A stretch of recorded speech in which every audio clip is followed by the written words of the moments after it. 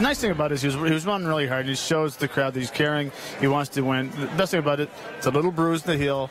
Ice, we'll be all right. We saw a couple days ago when he almost caught Dustin Pedroia coming around. He said yesterday, he told us that's because it's hard to put the brakes on a dump truck. When you're moving around third base like that, you better get out of his way. He's back in the lineup tonight. His manager gives us the latest.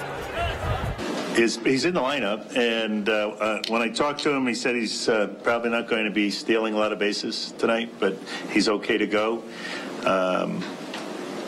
You know, we have an understanding if he feels anything, if he feels like maybe he should be not swinging, even if it's in the middle of the bat, he'll let us know.